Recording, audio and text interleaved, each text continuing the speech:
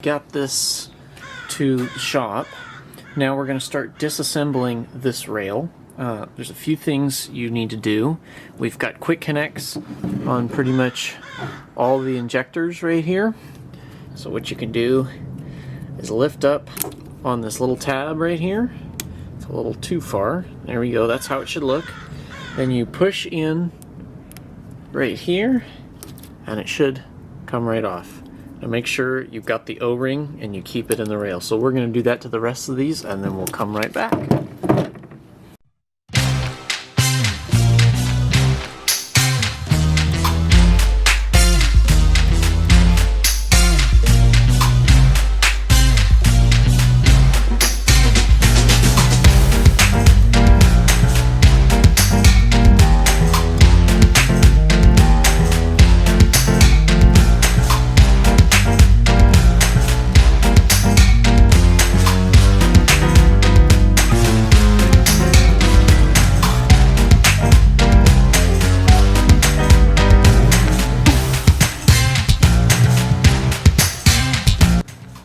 So now that we got that apart, there's also 4 areas where the rail or the harness is attached to the rail. Right here, and then there's 2 places right here, and then one right here. These clips, you can just get a little screwdriver in and open the clip. Another screwdriver in, open the clip here. So that's half of the harness. Let's get the other part. So if we get this piece right here, there's a place to insert on this, which is right here. You can open it right up because we're going to be cleaning this entire rail off. So we don't want the electrical harness soaked in water. So that's going to go in our bucket. Now we have all our rails and our injector. I'm going to remove our clip for our regulator, and then we're going to remove this regulator. So there's another clip in here, a circlip. Sometimes these break if the engines are really old and rusty, so just remember that. Now, Mercury does not have the same regulator. The regulators are different. What we're going to see here is we're going to see all this contamination. So they're going to get a whole new screen, all that stuff. So there's a lot of nastiness. So they're going to get a new filter and get that all nice and cleaned out. Let's take a look inside here. That's looking pretty bad too. Regulator's out. So we're going to pull one injector from one side of the rail, either or. Once we pull that one injector, we actually have a fuel can, which we're going to have to dump the fuel into. There you go, there's one clip.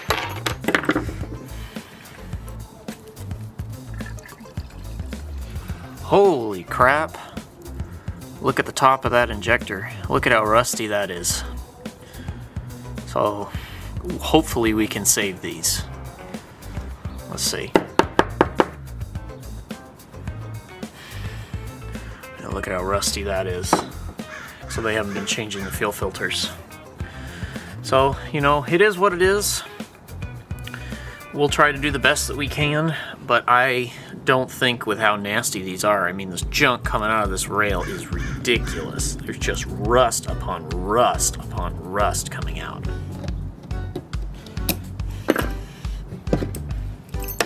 So I do have a parts bucket that I use for every job. Gets all the stuff in it, the regulator, the screen, everything, pretty much.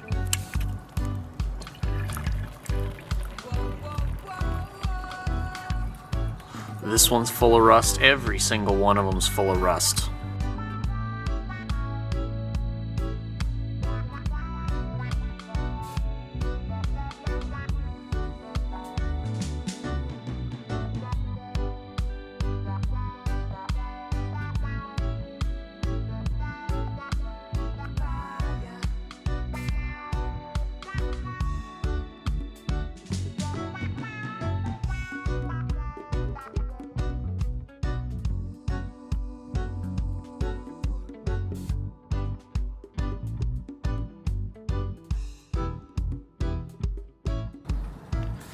3, 5. There's 7 right there. There's our lucky winner. Let's see if we can zoom in. Yeah, look at all the rust chunks in there. The thing couldn't even run. I mean, there's so much rust in this thing. There's rust sticking out of it. Look at all that rust that came out. It's just disgusting. So, we'll take a look.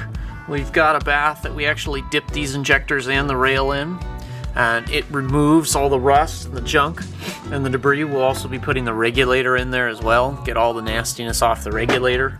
We've got new screens, new whole lot of stuff, so we'll go over and get on the dip tank. Okay, so here's our dip tank. We'll be putting all our miscellaneous items in there. We've got a bunch of injectors, of which it didn't really matter to me which injector's which, because they're all just going to have to be cleaned. This is our initial dip tank. This is before it even goes to our injector machine, especially when the contamination was as bad as what we saw. There was contamination all over this. The other part is the rails on these actually have to get done in 2 parts because the 8.1s are so big. The 350s usually I can do in 1 go, but the 496s have to be done in 2 to 3 goes. Alrighty, I'll kind of show you what happens when we set it up, and I'll mute it so you don't have to hear the craziness of this machine.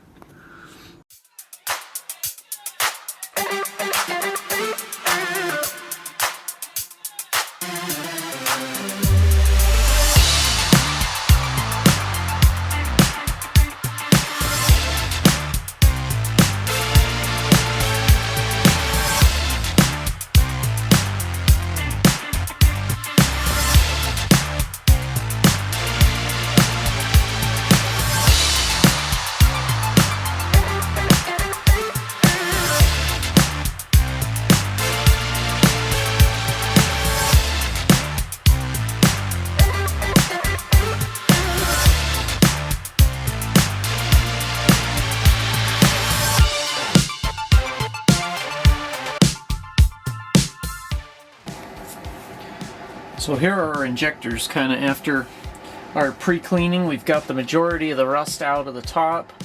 These are much cleaner. They were blue before. It takes pretty much the paint right off. That's the only thing that's not so good.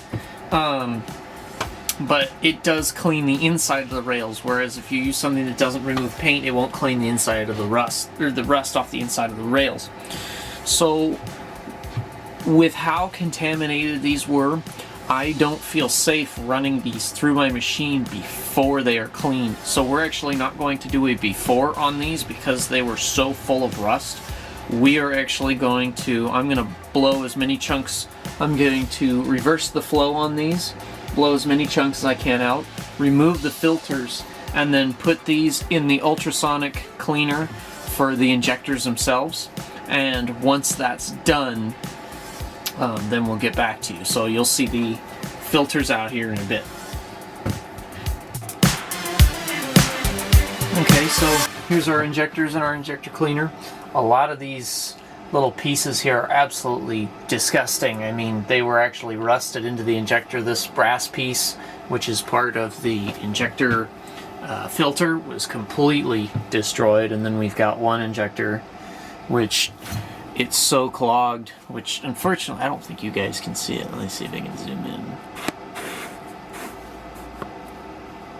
Yeah, so this filter is super clogged.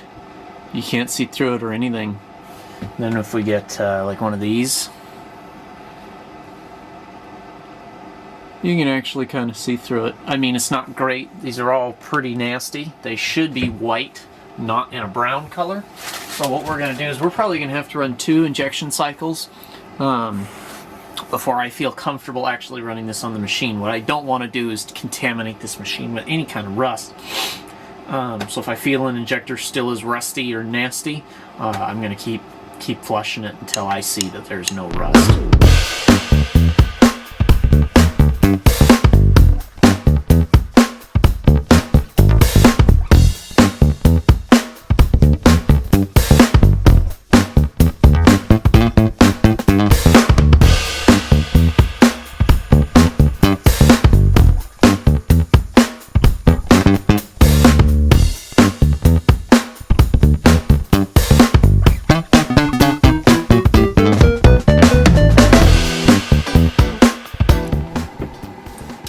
Okay, so our injectors have been freshly done. All got cleaned up, and we'll kind of see what they look like. I'm guessing there was one that was having a little bit of issues. I'm guessing that one is not going to pass this. And they're all looking pretty good.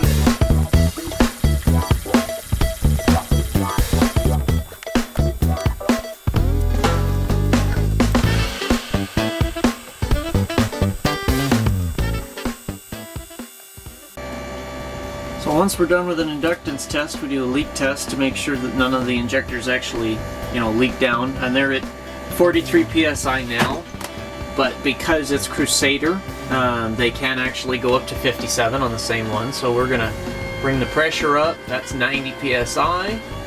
Still nothing. So then we're gonna let the pressure down. Still nothing. Okay. Okay, so here's our static flow test. We're actually going to take a look here.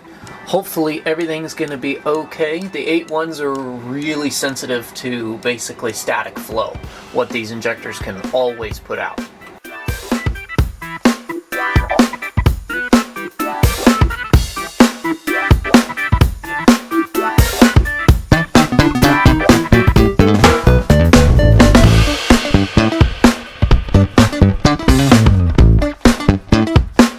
Okay, so here we see our balance rates. We see some are a little bit higher than others. This one looks a little higher than the rest of them.